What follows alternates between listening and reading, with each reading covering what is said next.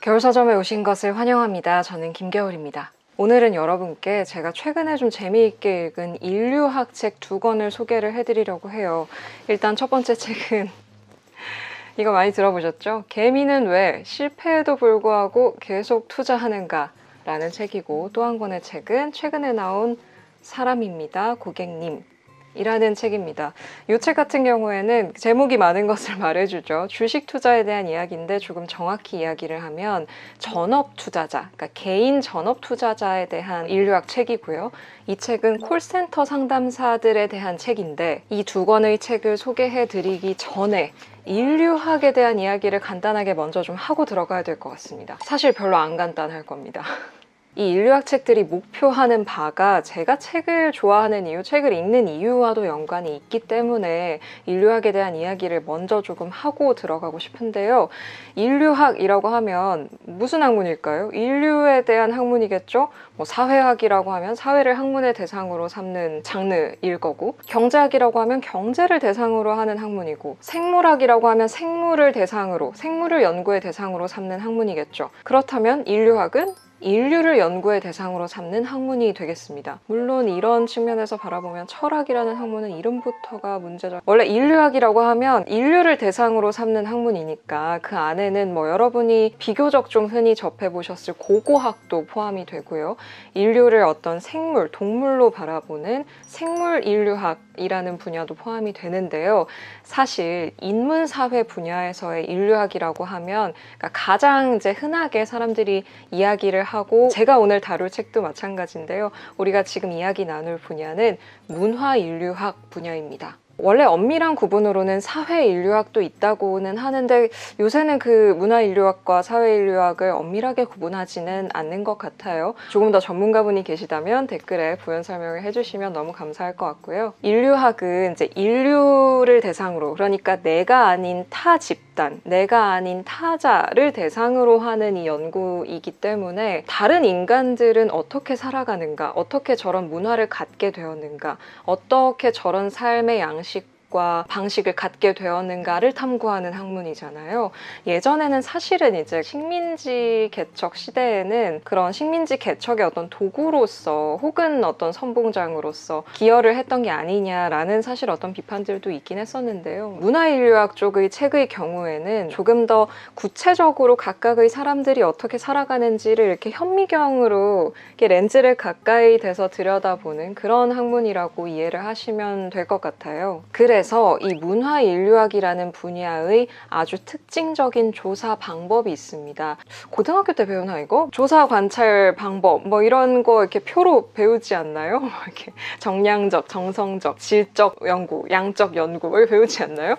인류학은 아주 전형적으로 현지 조사를 통해서, 그러니까 직접 거기에 가서 경험도 해보고 질적 연구를 한다는 특징이 있는 그런 학문이라고 할 수 있겠죠. 그래서 이 개미는 왜 실패에도 불구하고 계속 투자하는가, 너무 길다, 개미라고 부를게요. 개미 같은 경우에는 연구자가 직접 매매방이라고 불리는, 그러니까 개인 전업 투자자를 위해서 꾸려놓은 공간, 독서실 같은 공간이 있나 봐요. 그 매매방에 실제로 한 자리를 직접 얻어서 거기서 본인도 이제 주식 투자를 겸하면서 연구를 했었고, 이 사람입니다 고객님 같은 경우에는 연구와 관련된 이유들로 연구를 더 잘하기 위해서 취직을 하지는 않았지만 본인이 직접 이제 현장에 찾아가기도 하고, 노조 사무실 찾아가서 청소하고 무작정 찾아가서 정말 청소 도와주고, 그렇게 한 명 한 명씩 콜센터 상담사들을 알게 되고, 그 상담사들과 여러 가지 심도 깊은 이야기들을 하면서 이 책을 썼거든요. 그래서 이 문화인류학의 아주 특징적인 부분이라고 할 수 있겠는데요. 그렇게 연구를 마치고 나면 민족지라는 것을 쓰게 됩니다. 다른 말로는 문화기술지라고도 하고요. 이 현장 연구를 완성하는 마지막 최종 단계라고 할 수 있겠습니다. 연구 결과를 쓰는 논문이자 그 자체로 하나의 증언이 되기도 하는 것이고, 이 글을 쓰는 것까지가 연구인 그런 아주 재미있는 학문이라고 할 수 있는데, 저만 재밌나요? 왜 재밌는지 말씀을 드려볼게요. 그러니까 말하자면 카메라가 없는 다큐멘터리라고 생각하시면 될 것 같아요. 이게 사람이 카메라를 이렇게 들이대게 되면 본능적으로 위축되고 말도 잘 못하게 되고 몸이 얼고 굳고 이렇게 된단 말이에요. 저처럼 이렇게 혼자 앉아서 카메라 앞에서 이렇게 주절주절 떠드는 게 뭐 직업이 아닐 바에야 누구든지 카메라가 들어오면 긴장하게 되고 자기 자신의 모습을 드러내지 못하게 되는데, 이 문화인류학 연구의 경우에는 그러니까 여기서 카메라가 빠지고 연구자가 직접 들어가서 같이 거기서 뭔가를 활동을 하면서 사람들한테 물어보기도 하고 증언도 듣고 대답도 듣고 그걸 토대로 나름대로의 해석을 해보고 자신의 관점으로 정리를 해보고 이게 시사하는 바를 좀 조사도 해보고 어떤 다른 연구 결과의 개념을 가져오거나 인문학적 개념을 가져와서 그걸 조금 유의미하게 해석을 해보기도 하고 그렇게 논의를 확장해 보는 거죠. 그래서 비유하자면 다큐멘터리의 느낌인데 카메라가 빠지고 연구자가 직접 참여를 하는 동시에 구체적인 논의 밖에 있는 통계나 뭐 이런 개념으로 확장을 하는 그런 장르다 라고 이해를 하시면 아마 가장 직관적으로 받아들이실 수 있지 않을까 하는데요.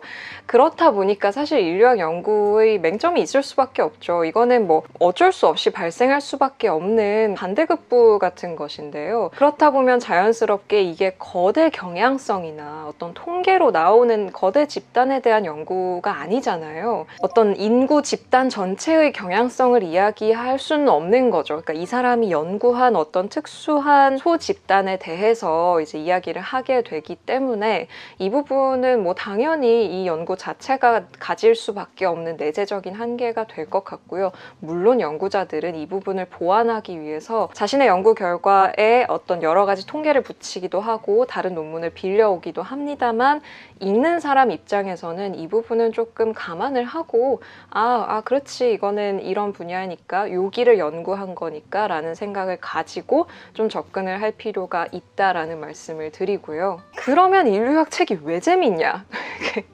지금까지 들은 말로는 뭐가 재밌다는 건지 아무것도 알 수가 없죠. 뭐가 재밌다는 거야? 제가 흥미를 느끼는 부분은 이런 거예요. 제가 책 읽는 걸 되게 좋아하잖아요. 보시면 아시겠지만 책을 읽는 걸 너무 좋아하고 책의 여러 가지 면들을 되게 좋아하는데 그 중에 하나가 뭐냐면 그러니까 책을 읽는다는 거는 우리가 살면서 이 정도로 깊이 있는 대화를 누군가의 내밀한 이야기를 듣는 경험을 할 일이 없는 거잖아요. 그러니까 아주 쉽게 얘기해서 누군가의 이야기를 듣고자 할 때 모르는 사람을 붙잡고 이렇게 갑자기 저기요 혹시 어떻게 삶을 살아가시는지 저에게 말씀해 주실 수 있을까요? 이럴 순 없잖아요. 근데 여러분 그런 생각 안 하세요? 이렇게 버스 타고서 이렇게 앉아가지고 창밖을 이렇게 보면서 멍하니 있다 보면 이렇게 한 명 한 명을 이렇게 보게 될 때가 있잖아요. 저 사람은 뭘 하고 살아가고 있을까? 저 사람은 어떤 사람일까? 저 사람 오늘 아침에 뭐 먹었을까? 저 사람은 어떤 직장을 다니고 어떤 일을 하고 있을까?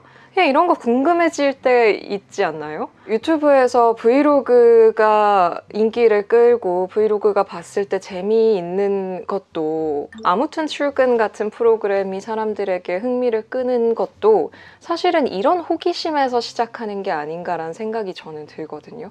그러니까 우리는 기본적으로 다른 사람의 삶을 궁금해하는 것 같고 책을 좋아하는 저의 입장에서는 또 많은 독자분들이 그러하시겠습니다마는 그런 호기심을 해소시켜주는 가장 좋은 매체인 동시에 내가 궁금해하지 않았던 사람의 이야기까지도 정말 상상도 못했던 어떤 사람들의 이야기까지도 심지어 죽은 사람의 이야기까지도 생생하게 또 너무너무 공들여서 쓴 걸 내가 읽어볼 수 있고 들어볼 수 있는 거잖아요. 이 세상에 존재하는 수많은 이야기 중에 영상화가 되는 게 몇 개나 되겠어요. 뭐 유튜브 사람들 많이 사용한다고 하지만 그 중에 진짜로 자신의 삶을 막 일일이 찍어서 올리는 사람 되게 극소수일 거 아니에요. 그러니까 정말 많은 이야기가 이 세상에 있는데 정말 다양한 경험이 있고 다양한 삶이 있고 이야기가 있는데 그게 막 바다처럼 펼쳐져 있는 이야기의 보고잖아요. 그러니까 이게 픽션이고 논픽션이고를 떠나서 너무너무 많은 이야기들이 세상에 있고 물론 이 세상에 존재하는 모든 이야기가 책이 되진 않지만 그럼에도 불구하고 비교적 이 양으로 봤을 때 책이 되게 많잖아요. 뭐 옛날부터 전해져 내려온 책들도 많고 하니까 그러니까 그 자리에 정말 무슨 무한한 바다처럼 있는 거예요. 거기서 오는 재미가 분명히 있다고 저는 생각을 하는데 인류학이라는 분야가 한 명 한 명의 삶에 현미경을 이렇게 대고 들여다보는 연구란 말이에요. 그렇다 보니까 제가 책을 읽을 때 느끼는 재미가 인류학 연구 책을 읽었을 때 되게 극대화가 된다는 걸 느꼈어요. 물론 모든 인류학 책이 다 그런 식으로 재밌진 않습니다만 인류학 안에도 그 분야가 굉장히 많고요. 꼭 문화인류학 책만 있는 것도 아니고 또 문화인류학 책 내에서도 또 워낙 그 주제가 다르고 하긴 합니다만 어떤 측면에서는 이런 걸 다뤄주는 그 책들이 가지고 있는 그 특유한 재미가 있는 것 같다라는 생각을 저는 하고요. 하지만 한편으로는 이제 읽으면서 계속 그런 생각을 하게 돼요.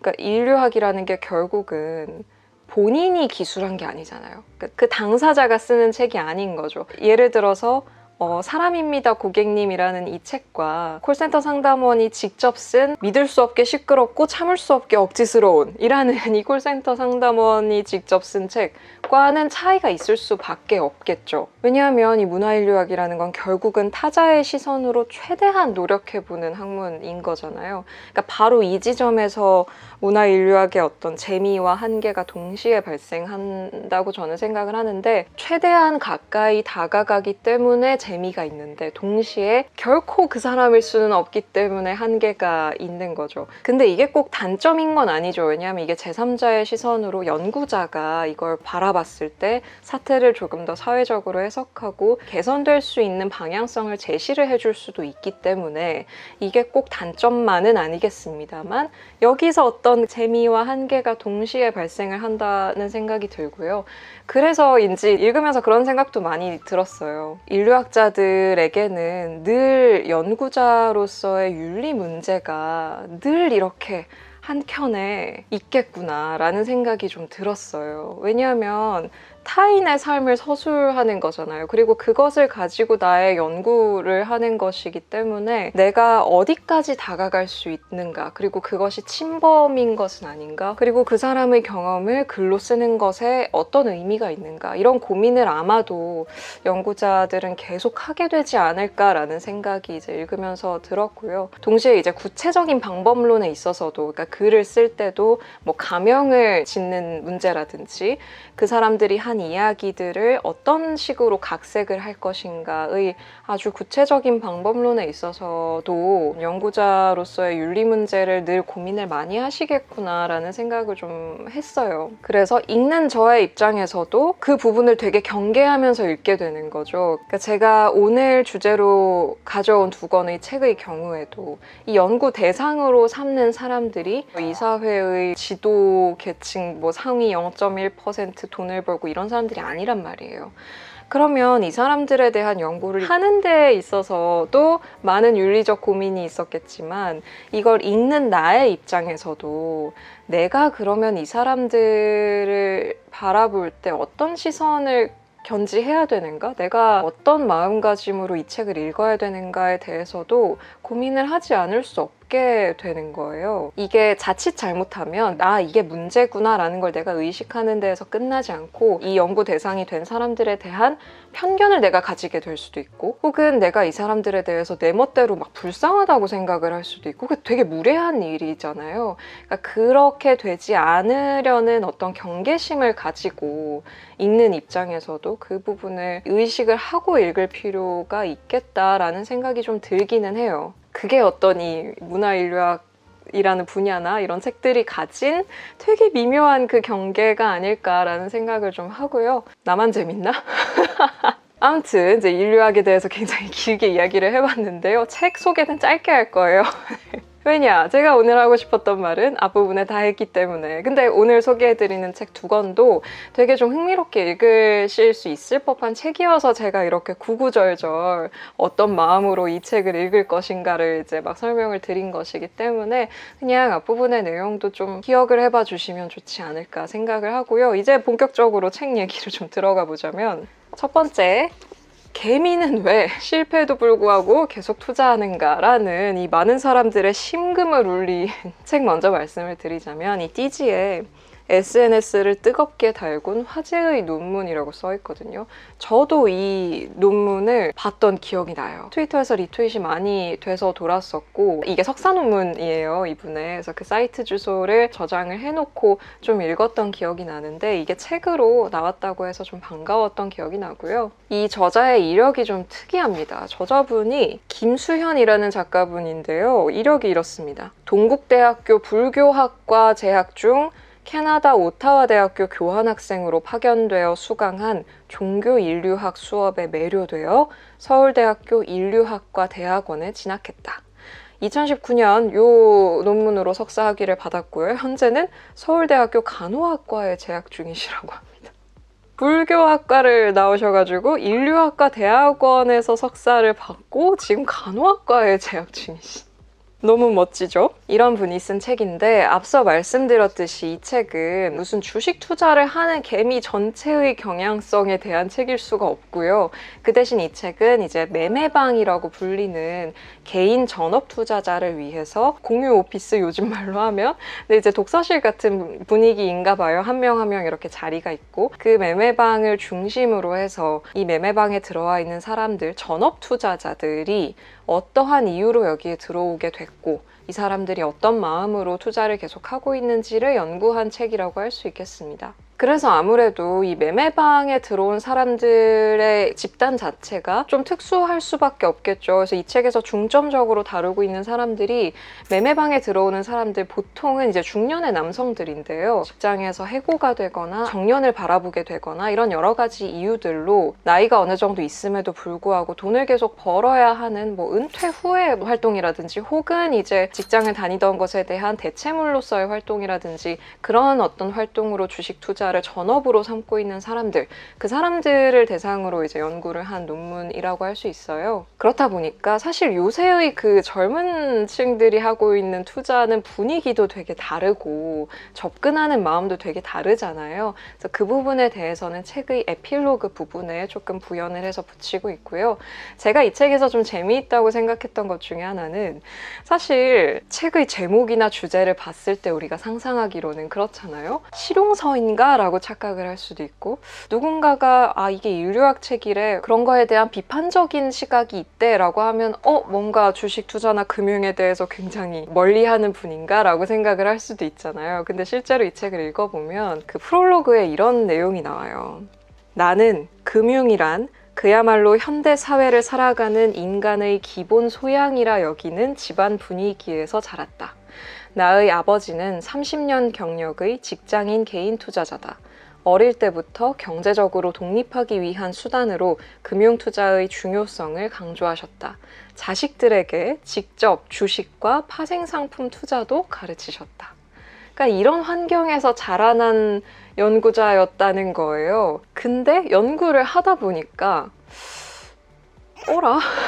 이게 그렇게 되더라는 거죠. 그러니까 인류학 석사 과정에 진학을 했는데, 처음으로 이제 사회과학이라는 걸 공부를 하면서 금융자본주의에 대한 비판을 처음으로 공부를 하게 된 거예요. 그러니까 본인이 나고 자란 환경에서는 이 금융자본주의라는 게 너무나 이제 공기 같은 것이고, 이런 걸 알아야 이제 살아나갈 수 있다라는 어떤 기본 소양으로 생각을 해왔는데, 이거에 대한 비판을 대학원에서 처음 듣게 된 거죠. 이 사회 구조에 대한 비판을. 그런데 이제 이 책을 쓰면서, 이 논문을 쓰면서, 이 민족지를 쓰면서 이 저자가 이게 아닌데 왜지? 그런 이제 당혹스러움을 느꼈다라고 서술을 하고 있고요. 이 책의 마지막에 이르러서는 이제 이런 얘기를 합니다. 그러니까 쭉 본인이 입실했던 그 매매방을 거쳐간 수많은 투자자들에게 이야기를 듣고, 그 전의 투자자들 이야기도 전해 들으면서 어떤 이 사람들을 실패로 내모는 사회적인 어떤 구조가 있다라는 생각을 이제 하게 되셨던 것 같고, 뒷부분에 가서는 이런 얘기를 하게 됩니다. 계층 이동을 위해, 혹은 부동산 투자를 할 시드머니를 모으기 위해, 또는 평범한 삶을 살기 위해 주식만이 유일한 답이라는 청년 세대의 목소리에서 우리가 사는 사회를 다시 한번 생각해 보게 된다. 코로나의 종식을 기원하긴 하지만 내가 산 진단키트주 주가가 떨어질까 두려운 마음은 누가 빚은 모순인가? 누구를 탓해야 할지, 무엇을 어디서부터 어떻게 바꿔야 할지 점점 더 꿰뚫어보기 어려운 복잡하게 뒤얽힌 세상이 되어가는 것 같다. 그러니까 개미에는 왜 실패에도 불구하고 계속 투자하는가? 물론 이 질문에 대한 구체적인 답이 책에 나와 있기는 합니다. 뭐 실패하는 개인 투자의 3단계라고 해서 초심자의 행운, 그 다음에 성공의 신기루와 자금 투입, 마지막이 이제 존버, 울며 물타기 이렇게 3단계로 나와 있기는 한데, 그러면서 이제 인간의 다양한 편향들이, 심리적 편향들이 그 안에서 작동하는 방식에 대해서도 다루고 있습니다만, 결국은 우리가 살고 있는 사회 자체가 그렇게 만들어져 있는 것이고, 그 안에서 개인들은 자신이 할 수 있는 최선을 다하고 있을 뿐이다 라는 이야기를 하게 되는 거죠. 우리는 노력하면 성공할 수 있다라는 약속을 받았고, 그렇기 때문에 우리가 통제할 수 없는 어떤 주식시장에 대해서도 내가 열심히 하면 성공할 수 있을 거야, 내가 노력하면 통제할 수 있을 거야 라는 어떤 믿음과 환상을 가지고 내가 지금 처해 있는 불행한 상황들, 노동소득으로 충분히 여유로운 삶을 누리는 것은 불가능하다라는 어떤 진단 아래에서 여러 가지 이제 개인 투자도 하고 하게 되는 거잖아요. 그러한 이제 사회적인 문제가 그 뒤에 숨어 있다라는 것을 의식을 할 필요가 있다라는 이야기를 이제 이 책에서 하고 있습니다. 그래서 이쪽에 좀 관심이 있으신 분들 읽어보시면 굉장히 재미있게 읽으실 수 있지 않을까라는 생각이 들고요. 우리가 모든 것을 시장의 눈으로 바라볼 때 어떤 일이 생기는가에 대해서도 간접적으로 좀 생각을 해볼 수 있는 그런 책이기도 합니다. 자, 다음 책인 사람입니다, 고객님이라는 책 얘기도 좀 해볼까요? 여기 콜센터의 인류학이라고 쓰여 있고요. 밑에 띠지에 이렇게 써 있습니다. 구로공단의 공순이는 어떻게 콜순이가 되었는가? 라고 써 있습니다. 이 저자의 이력이 좀 재밌는데요. 저자의 이력들이 이게 다 재밌지, 두 번 다? 이분은 지금 이제 덕성여대 문화인류학과 교수신데 가정의학과 전문의십니다. 의사예요. 그래서 의료인류학을 공부를 하셨다고 하고요. 오랫동안 흡연과 중독, 감정노동과 건강에 대해 연구를 해오셨다고 합니다. 그러니까 의사이면서 인류학자인 거죠. 이제 여기서 의료인류학이라고 표현을 하고 있는데 굉장히 재미있는 이력의 또 소유자라고 할 수 있겠죠. 이분이 애초에 콜센터 상담원들에 대해서 연구를 해야겠다고 생각을 했던 계기도 콜센터 상담사들의 흡연자 비율이 압도적으로 높다 라는 어떤 연구를 보고 의사로서 이제 호기심이 발동을 한 거죠. 왜일까? 라는 생각이 들어서 이 연구를 시작을 하게 됐다고 합니다. 그래서 이 저자분이 열심히 연구를 하다 보니까 이게 단순히 흡연과 노동의 문제로만 볼 게 아니었다는 거죠. 콜센터 업무라는 것 자체가 굉장히 복합적으로 총체적으로 여성의 어떤 저임금 노동 체계를 강화하고 동시에 여성은 저임금 노동에 적합하다라는 편견을 강화하는 어떤 기제로 사용이 되고 있다는 거예요. 그러니까 전화 받았을 때 친절한 따뜻한 목소리와 다정한 말투와, 여기서 미소 띈 말투라고 이제 표현을 하는데, 그런 부분을 강화함으로써 여성성을 강화하고 동시에 여성의 저임금 노동을 합리화하고 이런 아주 복합적인 일을 하고 있더라는 거죠. 동시에 이러한 여러 가지 기제가 실질적으로 종사자들의 건강을 어떻게 위협하고 있는가를 좀 파고들어가는 그런 책이라고 할 수 있겠습니다. 그러니까 여기서 구로공단의 공순이가 이제 구로의 콜순이가 되었다라고 이야기를 하고 있잖아요. 그러니까 구로공단에서 열심히 미싱을 돌리던 여공들의 업무가 그 업무의 종류만 바뀐 채로 그대로 콜센터로 오게 됐다라는 것인데요. 여러 가지 측면에서 그렇습니다. 이 콜센터 업무라는 것이 이 상담사들의 몸을 통제하는 방식으로 이루어지고 있다는 점에서도 그러한데요. 구로공단에서 공순이들이 먹던 타이밍이라는 약물이 있습니다. 카페인이 굉장히 많이 들어있는 약물인데 먹으면서 이제 막 잠도 못 자고 일을 했었더라는 거죠. 그게 지금 콜센터의 담배로 이제 변화가 된 게 아니냐라고 이 책은 지금 말을 하고 있는 것이고, 왜 그 담배를 이제 뭐 워킹 드러그라고 하나요? 그러니까 일을 할 때 사용을 하는 그런 약물로서 이야기를 하기도 한다고 하는데, 그러니까 이 타이밍이 담배가 되고, 당시에 이제 여공들처럼 지금 콜센터 상담사들에게 자리를 이탈하지 못하게 하고 휴식을 전혀 주지 않고 실시간으로 성과를 계속 감시하는 방식으로 몸을 통제하고 있던 있더라는 거죠. 그러니까 콜센터 상담사들의 업무가 감정노동이라는 말로 대표가 되어 왔지만 사실은 감정노동이라는 것은 그 전체의 어떤 총체적인 이 환경의 일부분인 것이고, 상담사들의 몸을 통제하고 환경을 통제하는 방식의 다른 억압들이 함께 있더라는 거예요. 그걸 알 수 있는 이 전형적인 그 구호 중에 하나가 친절, 신속, 정확이라는 구호인데요. 그러니까 감정노동이라는 표현은 친절만을 이야기할 뿐 그 뒤에 정확하고 신속한 통화가 주는 심리적 압박감과 신체적 피로는 놓치고 있었다. 어떤 상담사는 이 같은 콜센터 업무를 전화기로 미싱하는 줄 알았다 라고 표현하기도 했다. 그러니까 사실은 굉장히 총체적인 어떤 환경이 작동을 하고 있더라는 것이고, 그렇다 보니까 쉴 수가 없으니까 정말 2, 3분 잠깐 담배 피고 들어오는 것이 공공연하게 허용된 약간의 휴식이라는 거죠. 그러면서 동시에 콜센터에서는 금연 프로그램 같은 걸 제공을 함으로써 약간 본인들은 건강에 신경을 쓰고 있다, 이런 어떤 메시지를 전달을 하는 매우 모순적인 상황 이 상담사들이 놓여 있다는 것이고, 그리고 이 콜센터라는 거는 기본적으로 원청이 고용을 하는 경우는 아주 적고 거의 다 하청 또는 하청의 하청이기 때문에 이러한 업무 환경이 개선되기가 굉장히 어렵더라는 것이죠. 그 기억하실는지 모르겠습니다만 코로나19가 처음에 이제 터지고 나서 집단 감염 사례 중에 하나가 이제 콜센터여서 좀 기사가 많이 났었잖아요. 그러면 그 뒤로 환경이 개선이 되었느냐라고 하면 딱히 그렇지 않았다는 거죠. 필수 노동자로 분류는 되었지만 필수 노동자로 분류된 다음에 뭔가 환경을 정비를 해주고 그런 게 아니라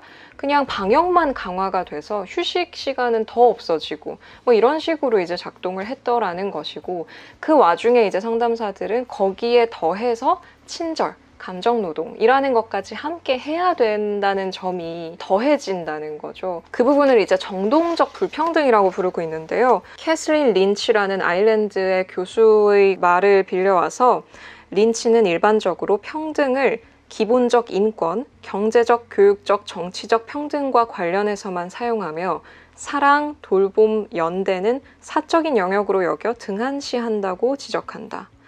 그러니까 어떤 감정 반응에 대한 것을, 그거는 사적인 어떤 감정의 문제이기 때문에 이 부분에 대해서는 우리가 평등을 이야기하지 않는다는 거예요. 그러니까 콜센터 상담사의 경우도 계속해서 이런 어떤 친절과 이런 걸 수행해야 하는 어떤 역할을 하고 있는데, 그러한 불평등이 거기서 끝나는 게 아니라 상담사들 간의 아주 치열한 성과 경쟁을 엄청 붙여요. 그리고 이제 아까 말씀드린 신체적 통제, 그리고 어떤 환경적으로 구조적으로 부추기는 어떤 요인들, 이런 것들이 아주 종합적으로 더해져서 이 콜센터 상담사들의 업무 환경을 만들고 있다는 것이고, 그런 의미에서 이 공순이가 어떻게 콜순이가 되었는가라는 이 이야기를 한번 해보겠다라는 것이죠. 사실 이 저자는 프롤로그에서 이 책을 쓴 이유에 대해서 이렇게 밝히고 있습니다. 누군가 왜 콜센터 인류학 책을 쓰려 했나요? 라고 묻는다면 나는 지고 싶지 않은 마음 때문이라고 답하고 싶다. 내가 지고 싶지 않은 대상은 폭언을 하는 고객도, 강압적인 상사도, 외면하는 동료들도 아니다. 이러한 개인들을 점차 확산하게 만드는 사회와 문화에 지고 싶지 않다는 뜻이다. 내가 콜센터 상담사들을 만나면서 느낀 한국 사회는 영국의 사회학자 리처드 세넷의 지적처럼 우리가 왜 인간적으로 서로를 보살피며 살아야 하는지 그 소중한 이유를 제시해주지 못하는 체제처럼 느껴졌다.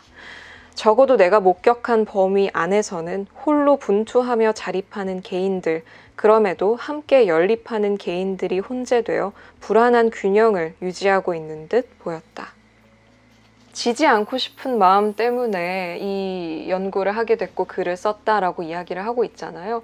그렇다 보니까 아주 작은 성공의 기록들도 사실 함께 다루고 있기는 해요. 뭐 노조 결성에 성공을 하고 업무 환경을 개선해 나가고 개인으로서의 몸도 죄송합니다, 사과를 하는 이 아주 위축된 몸으로부터 조금 펼칠 수 있고 손을 들 수 있고, 이 몸의 문제가 되게 중요하게 다뤄져요. 이 책에서 이분이 의사여서도 있지만 굉장히 상징적인 부분으로서도 많이 다뤄지는데요. 좀 이렇게 펼칠 수 있는 몸으로 변화했던 사례들, 그런 좀 작은 성공도 함께 책에서 다루고 있거든요. 그래서 그런 부분들까지 콜센터 상담사라는 직업에 대해서 좀 다양하게 총체적으로 또 한 명 한 명의 이야기를 이렇게 들어볼 수 있는 그런 책이었습니다. 두 권의 책 모두 인류학 연구를 바탕으로, 논문을 바탕으로 쓴 글들이기 때문에 기본적으로 어떤 논문의 흔적이 조금 남아있기는 해요. 특히나 이 개미 책의 경우에는 조금 더 그게 강하기 때문에 읽으실 때 약간 낯서실 수도 있어요. 예를 들어서 앞에서 누군가가 어떤 증언을 했는데 그걸 연구자가 이렇게 해석을 해주고 그걸 다시 끝에 가서 요약을 해주는 방식의 같은 내용이 뭐 2번, 3번 반복되네 라고 느끼실 수도 있는데 그거는 어떤 논문의 쓰기 형식 때문일 수 있거든요. 뒤에서 한번 요약을 해주고 이런 것은 아주 전형적인 방식이기 때문에 그런 부분에 대해서 조금 감안을 해주시면 좋을 것 같고요. 그리고 2권 중에 조금 더 술술 읽히는 것은 아무래도 요 사람입니다 고객님인데요. 왜냐하면 얘는 조금 더 논문의 흔적을 지니고 있는 반면에 이 책 같은 경우에는 조금 더 이 대중서의 글쓰기와 유사한 방식의 글쓰기를 채택을 하고 있기 때문에 조금 더 이제 술술 읽히는 부분이 있을 수 있습니다. 그래서 그 부분도 참고를 해주시면 좋을 것 같아요. 자, 이렇게 해서 오늘은 2권의 인류학 책을 핑계로 인류학에 대한 이런저런 이야기를 여러분께 한번 드려봤는데요. 이 2권의 파란색 책이 여러분이 이 세계를, 특히 우리 사회를 이해하는 데 있어서 조금 더 지평을 넓혀줄 수 있지 않을까 하는 기대와 함께 인류학 책을 읽을 때의 조금의 제가 우려하는 바도 함께 전달을 해드려봤습니다. 자, 오늘의 영상은 여기까지 하는 걸로 하고요. 우리는 다음 영상에서 또 만나기로 해요. 오늘도 와주셔서 감사합니다. 또 오세요. 안녕.